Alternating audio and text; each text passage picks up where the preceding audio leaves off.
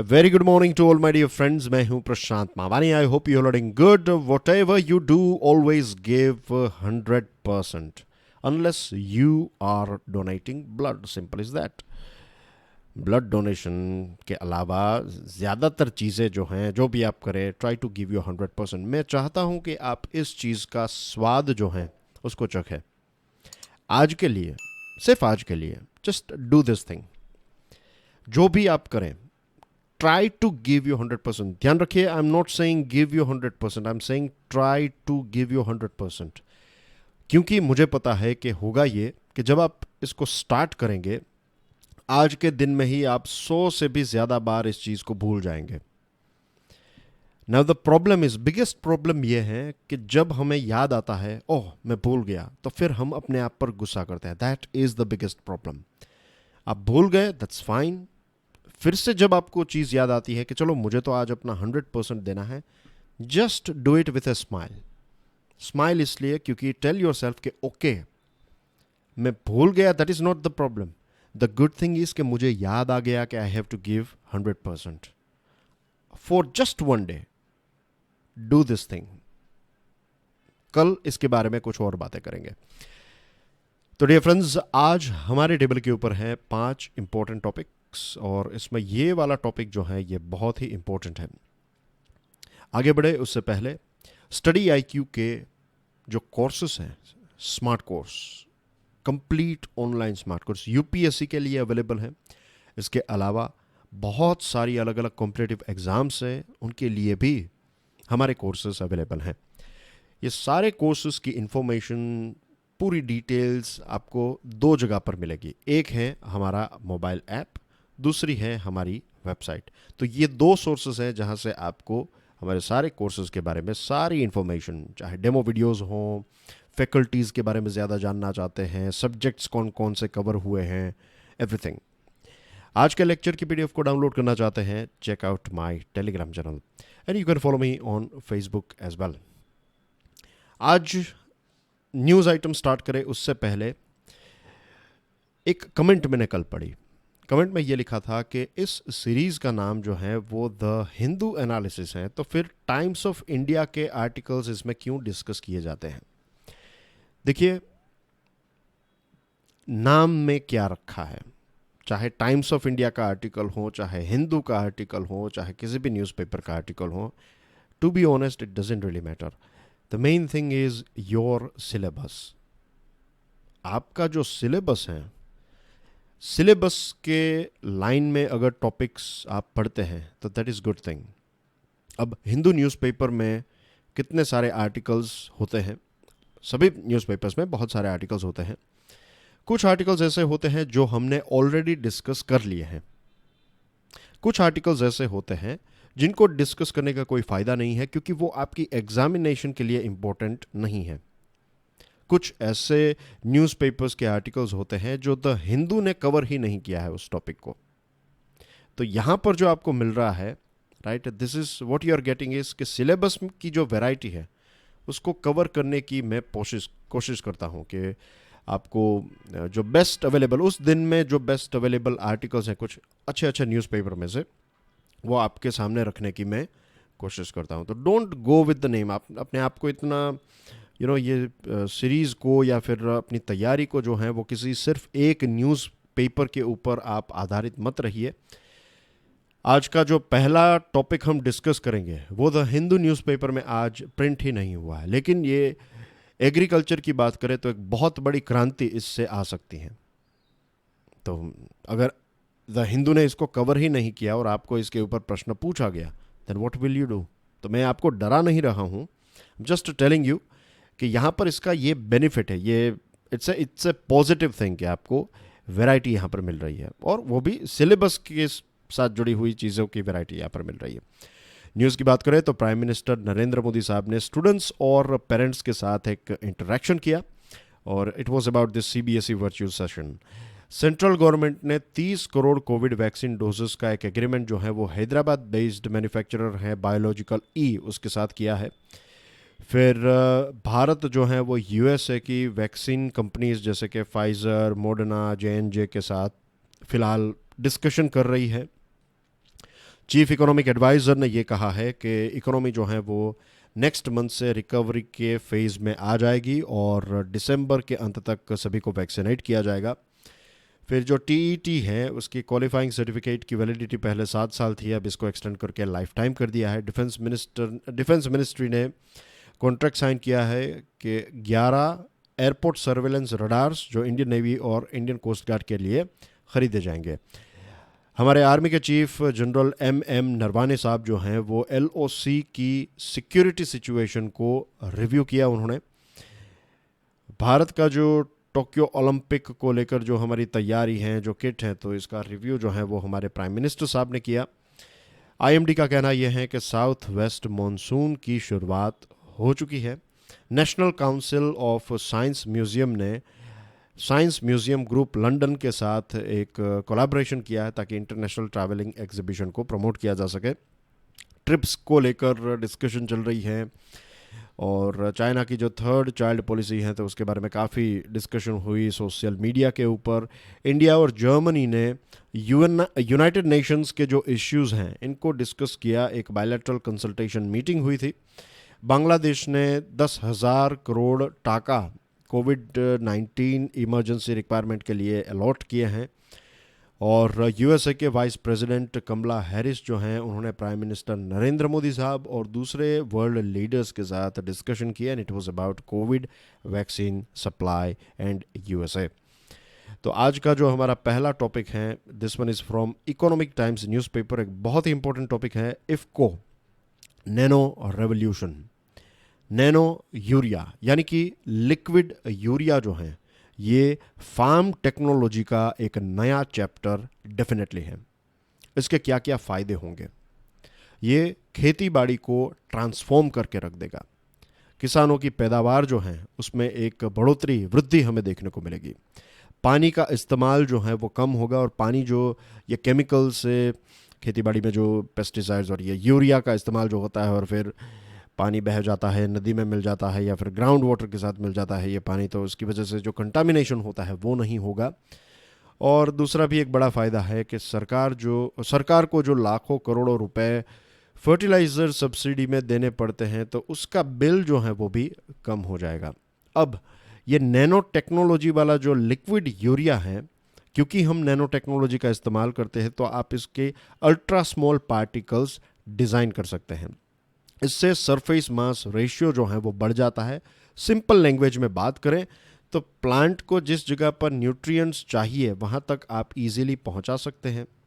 इससे फ़ायदा ये होता है कि आप कम यूरिया से ज़्यादा पैदावार ले सकते हैं। दूसरी चीज़, लिमिटेड या फिर जो पर्याप्त मात्रा का इस्तेमाल करने की वजह से सॉइल की जो हेल्थ है वो भी इम्प्रूव होती है। पानी के बारे में जो मैंने आपको बताया कि पानी का उपयोग कम हो जाएगा। पर्याप्त जो भी पानी आवश्यक है उतना ही हम इस्तेमाल करेंगे। एक्सेसिव वाटर का इस्तेमाल करने का कोई फ़ायदा नहीं है।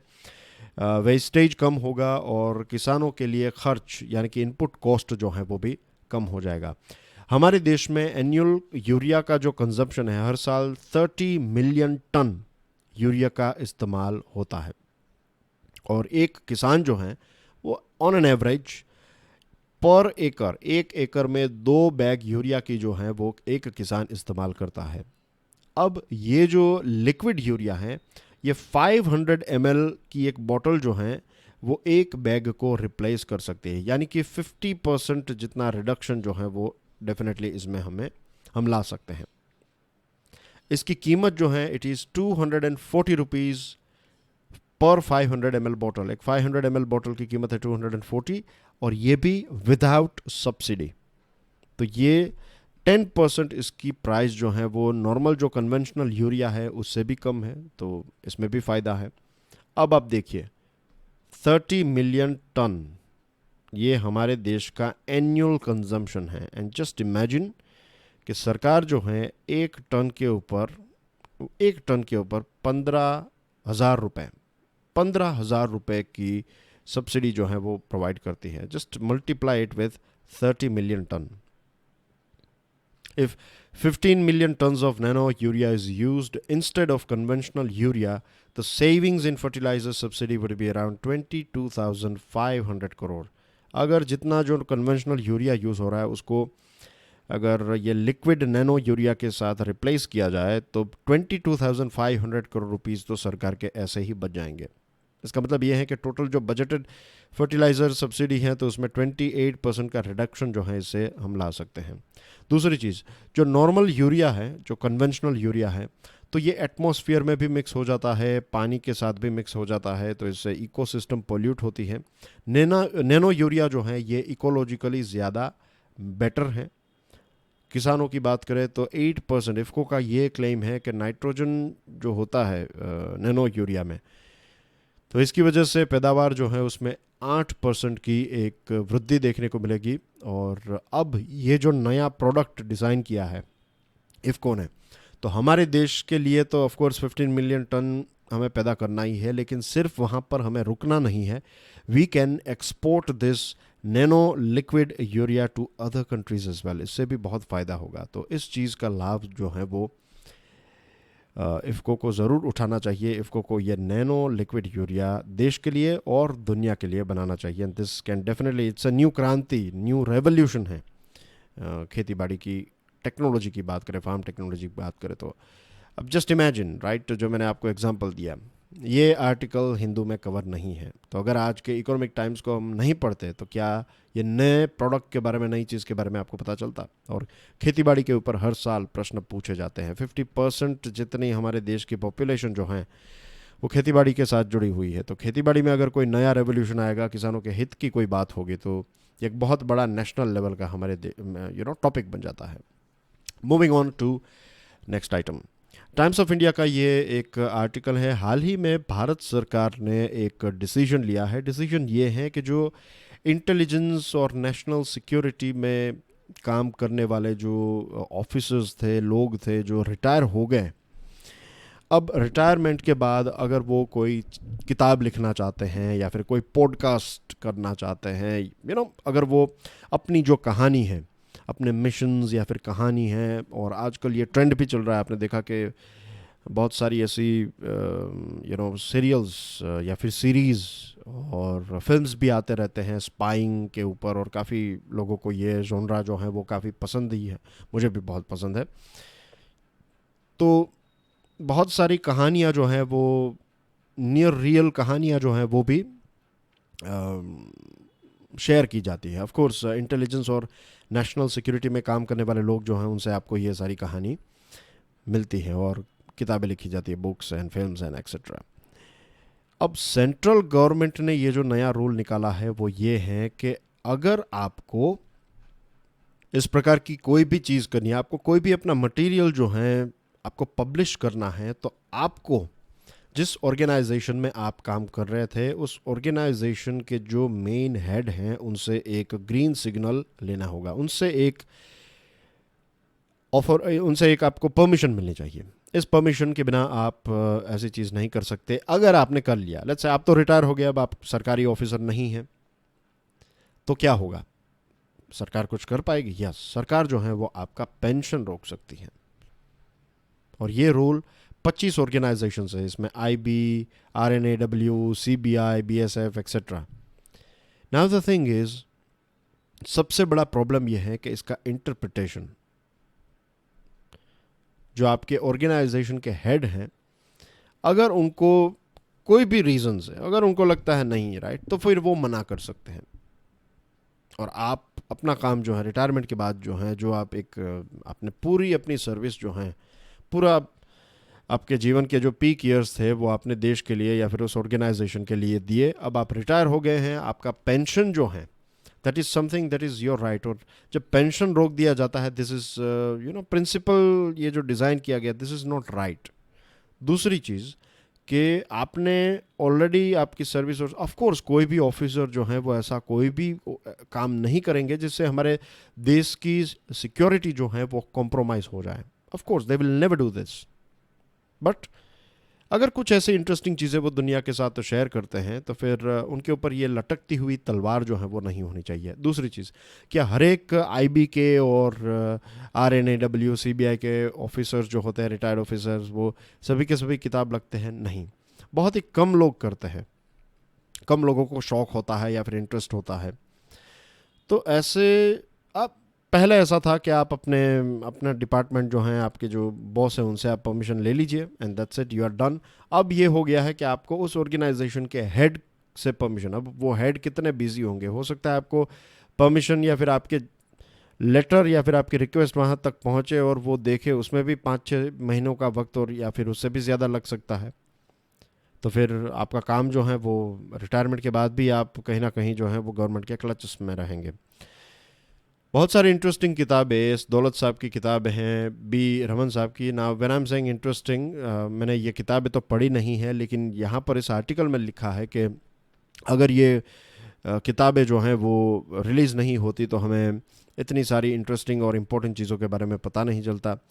वेस्टर्न डेमोक्रेसीज़ की बात करें तो वहाँ पर भी ऑफिसर्स जो हैं वो इस प्रकार की किताबें लिखते रहते हैं। और जॉन बोल्टन की the room where it happened, America के ट्रम्प एडमिनिस्ट्रेशन कैसे नेशनल सिक्योरिटी को और कैसे नेशनल सिक्योरिटी को हैंडल करता है, ये सारी चीज़ों के बारे में जॉन बोल्टन ने अपनी किताब में लिखा है। और ट्रम्प ने कोशिश भी की कि ये किताब के पब्लिकेशन को वो ब्लॉक करे, लेकिन वो कर नहीं पाए। तो डेमोक्रेसी जो है उसमें ऑफ कोर्स ये होना चाहिए कि आप ऑफिसर हैं तब तक आप रूल्स एंड रेगुलेशंस आपको फॉलो करने पड़ेंगे, जो भी रूल्स एंड रेगुलेशंस के ऊपर आपने साइन किया है। लेकिन एक बार रिटायर हो जाए then you are a free person, you know. तो फिर ऑफ कोर्स कोई भी सेंसिबल व्यक्ति ऐसी चीज़ें नहीं लिखेगा। हाँ, अगर कोई ऐसी चीज़ है जो सरकार को लगती है कि सिक्योरिटी थ्रेट हो सकता है, कोई बहुत सीक्रेट्स हमारे शेयर किए हैं, तो फिर उसको हटाने की बात जो है वो आप कर सकते हैं। यू नो, पब्लिकेशन को इंस्ट्रक्शन दी जा सकती है कि ऐसी कोई भी चीज़ आपको लगे तो सरकार के साथ एक कंसल्टेशन कर लीजिएगा। लेकिन फिर आप कंप्लीटली क्रिएटिविटी को रोक नहीं सकते। This is not right. Speed over optics, the Hindu का ये एक आर्टिकल है। अब सेंट्रल गवर्नमेंट जो है, यू नो, वैक्सीनेशन की बात करें तो हमें पता है कि सेंट्रल गवर्नमेंट ने 50% जितने डोजेस जो पैदा होंगे तो वो सेंट्रल गवर्नमेंट को दिए जाएंगे। बाकी के 50% जो है उसमें अलग अलग राज्यों और प्राइवेट हॉस्पिटल्स के बीच में एक कंपटीशन होगी। अब इंटरनेशनल मार्केट की बात करें तो याद दिलाना चाहूँगा कि पंजाब सरकार ने, I think it was Moderna, Punjab सरकार ने मॉडर्ना के साथ जब डिस्कशन करने की कोशिश की, मीन्स एक डील करने की कोशिश की, भाई हमें इतनी वैक्सीन चाहिए, तो मॉडर्ना ने यह कह दिया कि हम राज्य सरकारों के साथ डिस्कशन या फिर डील नहीं करते, हम डायरेक्टली नेशनल गवर्नमेंट के साथ ही डिस्कशन करते हैं। तो ऐसे भी इंटरनेशनल मार्केट में ऐसे हर्डल्स भी राज्यों को फेस करने पड़ रहे हैं। दूसरी एक बात, मई महीने से भारत सरकार ने 18 प्लस जो हैं उनको वैक्सीनेट करने की एक परमिशन दे दी। लेकिन क्या आपको पता है कि अप्रैल महीने में भारत ने 7.7 करोड़ लोगों को डोजेस दिए और मई महीने में 6 करोड़ लोगों को ही हम डोजेस दे पाए हैं। उसके पीछे रीज़न है this shortage and proper distribution जो नहीं है, this is the main reason. अब हेल्थ मिनिस्ट्री ने यह कहा है कि मई महीने में 8 करोड़ जितने डोजेस जो हैं वो राज्यों के पास अवेलेबल थे। अब इन 8 करोड़ में वेस्टेज भी इंक्लूडेड है, तो 7 हमने लगभग 6 करोड़ दिए और 8 करोड़ डोजेस अगर अवेलेबल थे और 6 करोड़ डोज दिए गए तो लगभग 1-1.5 करोड़, तो आप समझ लीजिए कि कितने इतने डोजेस क्या वेस्ट हो गए हैं। अगर हुए हैं तो ये हमारे लिए एक बहुत बड़ा चिंता का विषय है। जून महीने के बारे में हेल्थ मिनिस्ट्री का कहना यह है कि 12 करोड़ डोजेस जो हैं वो अवेलेबल होंगे और टोटल 22 करोड़ से भी ज़्यादा लोगों को हमने डोज प्रोवाइड कर दिए हैं। अब कुछ राज्यों की बात करें तो कुछ राज्यों ने कुछ चीफ मिनिस्टर्स जो हैं उन्होंने पार्टी की बात नहीं है, इस पार्टी उस पार्टी, लेकिन कुछ चीफ मिनिस्टर्स ने ये क्लियरली कहा है कि सिर्फ सेंट्रल गवर्नमेंट ही सारा सामान जो है वो ख़रीदे और उसके बाद डिस्ट्रीब्यूट करे। सुप्रीम कोर्ट ने भी ये कहा है कि ये जो एग्जिस्टिंग सिस्टम है कि स्टेट्स और अलग अलग स्टेट्स के बीच में कंपटीशन और प्राइवेट प्लेयर्स के साथ कंपटीशन, तो दिस इज़ नॉट हेल्थी। अब सेंट्रल गवर्नमेंट ने इसके बारे में ये कहा है कि देखिए पहले हम ही चीज़ों को ख़रीदते थे और सारी चीज़ें देते थे, तो उस टाइम पर राज्य सरकारों को बहुत सारा प्रॉब्लम था।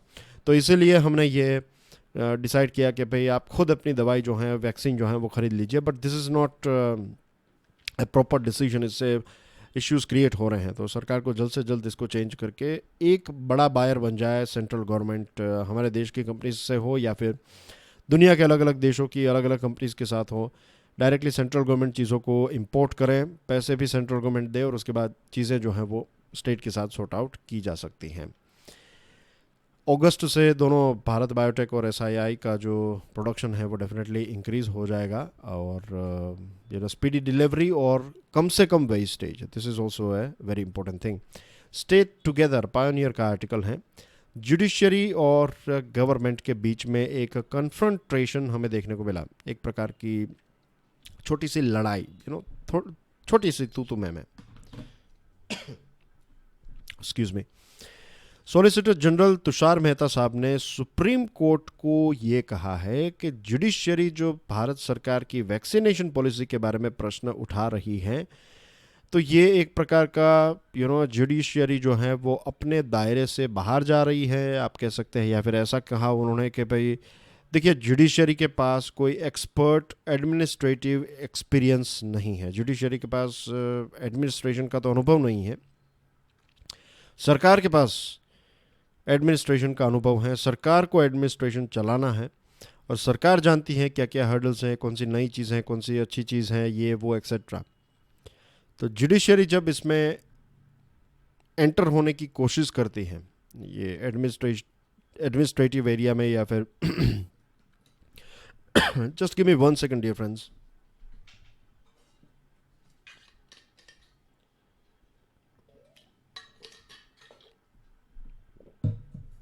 राइट, सो मैं आपसे बात कर रहा था कि जुडिशरी जो है उनका एक्सपीरियंस, उनका डोमेन अलग है, सरकार का डोमेन अलग है। तो तुषार मेहता साहब ने यह कहा है कि जब जुडिशरी ऐसे मामलों में दखल अंदाजी करती है जिसमें उनकी एक्सपर्टीज़ नहीं है, तो दिस इज़ नॉट राइट।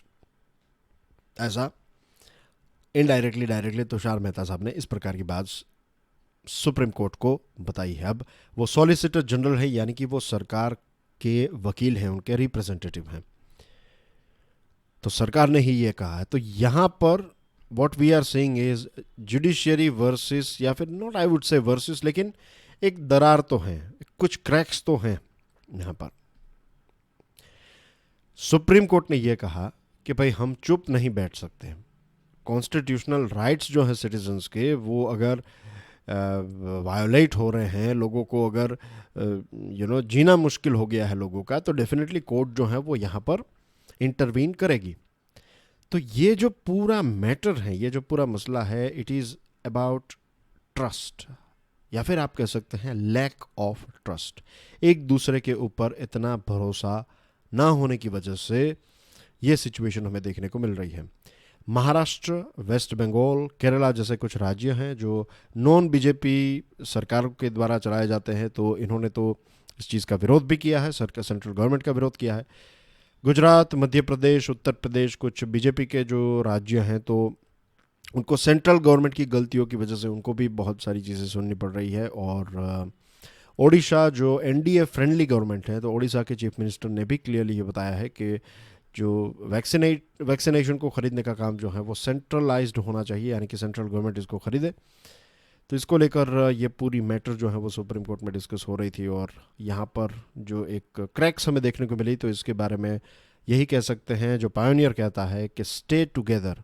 ये फ़िलहाल वक्त नहीं है कि दोनों जो हैं वो इस मैटर के ऊपर, गवर्नमेंट और जुडिशरी इस मैटर के ऊपर और ज़्यादा तू मैं करें। The reason is it's like, मुझे बेस्ट एग्जांपल जो दिखता है, it's like parents, right, mother है, फादर हैं, और उनका एक बच्चा है लेट्स से, तो बच्चे के एजुकेशन, बच्चे के ओवरऑल ग्रोथ के बारे में, डेवलपमेंट के बारे में दोनों को चिंता है, लेकिन दोनों एक दूसरे के साथ झगड़ा करेंगे तो इसका फ़ायदा नहीं होगा, बच्चे को ही नुकसान होगा। तो बेस्ट इज़ कि दोनों मिलकर अच्छी परवरिश करें। तो here same thing can be applied के अगर ये कोविड के खिलाफ दोनों, सुप्रीम कोर्ट भी चिंतित है, सरकार भी चिंतित है, ऐसा नहीं है कि चिंतित नहीं है, दोनों चाहते हैं कि जल्द से जल्द ये सॉर्ट आउट हो जाए। तो अगर दोनों का गोल सेम है, राइट, भले तरीके थोड़े अलग हों, तो एटलीस्ट वो एक दूसरे के साथ मिलकर काम कर सकते हैं। That's what they should do.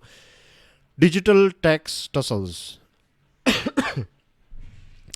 United states ने जो हाल ही में अनाउंस किया था कि वो 25% टैरिफ रेट लगाएंगे 6 ऐसे देशों के ऊपर, जिसमें भारत भी शामिल है, क्योंकि इन देशों ने जो सिलिकॉन वैली की टेक जायंट्स हैं उनके ऊपर डिजिटल सर्विसेज टैक्स लगाने की बात कही थी। तो फिर सुप्रीम कोर्ट यूनाइटेड स्टेट्स ने यह कहा कि भाई हम आपके जो प्रोडक्ट्स हैं उनके ऊपर 25% टैरिफ लगाएंगे। ये डिसीजन लिया और फिर उसको तुरंत ही सस्पेंड कर दिया गया। यूएस ट्रेड रिप्रेजेंटेटिव कैथरीन ताई said that the tariff proposed on goods from Austria, India, Italy, Spain, Turkey, and the UK was approved following a Section 301 investigation that found these digital taxes to be discriminatory. उनका कहना यह है कि ये जो उनकी जो सिलिकॉन वैली की कंपनीज हैं उनके ऊपर जो डिजिटल टैक्स लगाया जाता है ये डिस्क्रिमिनेशन है, राइट। तो इसकी वजह से हमने ये टैक्स लगाने की, टैरिफ इंक्रीज करने की बात की, लेकिन फिर कुछ समय के बाद तुरंत ही आप कह सकते हैं कि इस रूल को वापस ले लिया गया। तो ये एक अच्छी बात है, इट्स अ गुड थिंग, क्योंकि अभी ये सारे देश, हम सब, पूरी दुनिया कोविड की वजह से इकोनॉमिकल पेन को हमें सहना पड़ रहा है। और ऐसे समय में अमेरिका जैसा देश अगर टैरिफ इंक्रीज करेगा तो ये सभी देशों के लिए एक it will be bit more problem. और कितनी सारी इंडस्ट्रीज जो हैं उसके ऊपर इसकी इम्पैक्ट देखने को मिलेगी।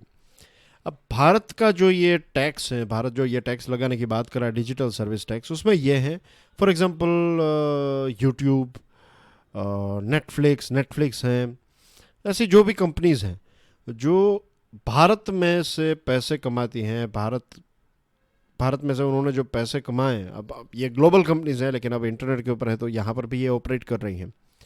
तो ये जो मार्केटिंग कर रहे हैं उनसे जो पैसे उनको मिल रहे हैं तो उसका 2% जो है वो भारत में जो कमा रहे हैं वो उसका 2% वो टैक्स जो है वो भारत में पे करें। तो ये बात जो है, इस बात को लेकर अमेरिकन एडमिनिस्ट्रेशन जो है वो, ट्रम्प साहब भी खुश नहीं थे, बाइडेन साहब भी यहाँ पर इतने कोई ख़ास खुश नहीं है, लेकिन फिर ये जो सिचुएशन है कोविड की, और दूसरी तरफ ये भी है कि ये सारे देश भी फिर रिटेलिएट करेंगे जैसे कि फ्रांस ने किया। तो फ्रांस ने alphabet, Amazon, Apple, Facebook, Microsoft के ऊपर भी टैक्सेस लगा दिए थे। तो इसकी वजह से फिर ट्रम्प एडमिनिस्ट्रेशन जो है वो थोड़ा सॉफ्ट हो गया। तो same thing goes for this nations as well. तो ये सारी चीज़ों की वजह से शायद यूएसए ने ये डिसीजन लिया हो कि वो वापस जो 25% ड्यूटी लगाने की बात कर रहे थे तो उस डिसीजन को उन्होंने वापस ले लिया। And that's everything in today's discussion. Bal Swaraj is the right answer, और सेंटियागो, आप में से बहुत सारे स्टूडेंट्स ने राइट आंसर प्रोवाइड किया है। और आपके लिए आज का प्रश्न आपकी स्क्रीन के ऊपर है। लेक्चर की पीडीएफ आपको इस लेक्चर ख़त्म होने से पहले होपफुली मिल जाएगी, बट बिफोर 10:30 लेट्स से आपको मिल जाएगी। और that's everything. I'll see you tomorrow. Right? So enjoy your studies. God bless you all. Jai Hind.